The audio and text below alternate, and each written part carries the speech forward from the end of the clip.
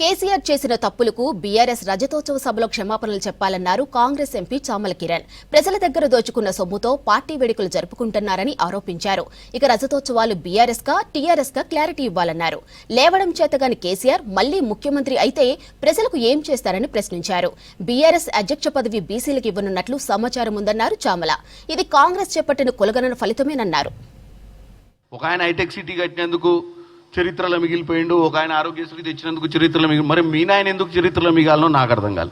8 లక్షల కోట్లు అప్పు చేసి నెలకు 8,000 కోట్లు వడ్డీ కట్టిస్తున్నందుక దేనికి కేసీఆర్ గారు చరిత్రలో మిగిలాలే?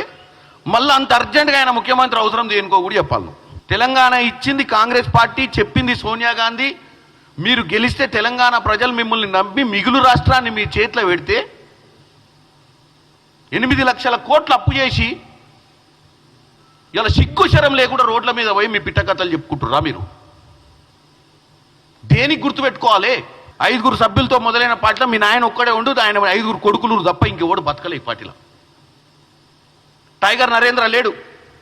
నిన్న మొన్న మా పార్టీలో విజయశాంతి గారికి ఎమ్మెల్సీ, ఆమె కూడా లేదు మీ పార్టీలో. ఎవరుర్రా మీ పార్టీలో? తుపాకి రాముడు, రబ్బర్ చెప్పుల హరీషు, లిక్కర్ కవిత, హ్యాపీ రావు, నువ్వు మీ నాయన అంటే 5 ఉన్నది ఎవరు? పార్టీ ఆవిర్భావం చెందిన రోజు ఉన్నటువంటి 5 నాయకులు ఎక్కడుర్రు? వాళ్ళ కుటుంబ సభ్యులు ఎక్కడుర్రు? వాళ్ళ పరిస్థితి ఏంది? ఈరోజు టీఆర్ఎస్ పేరు మార్చి బీఆర్ఎస్ పెట్టుకొని రజతోత్సవాలు చేయడం సిగ్గు శరం ఉండాలి మనకు.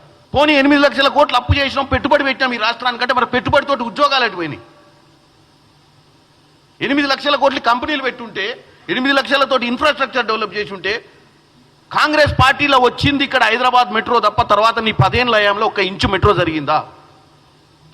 ఇవాళ నా భువనగిరి పార్లమెంట్ ప్రజలకు అడుగుతున్నా నేను, వీళ్ళు 10 ఏళ్ళు పాలించి ఇవాళ సిగ్గుశరం లేకుండా మాట్లాడుతున్నారు. భువనగిరి నుంచి హైదరాబాద్కి రావాలంటే రైలు లేవు, పొద్దున ఒక రైలు ఉంది ఉద్యోగానికి రావాలంటే.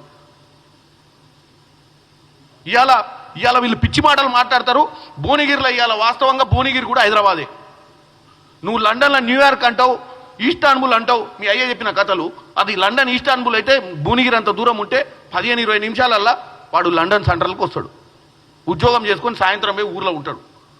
మరి వాడు ఉపాధి ఇలా కాకపోయిందా?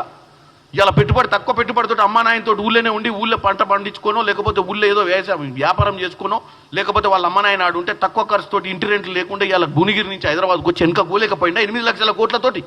మీరు దౌర్భాగ్య పాలన. దౌర్భాగ్యం అంటే 1.5 కోట్లు పెట్టిన కాళేశ్వరం కుప్ప కూలిపోయి నీళ్లు లేక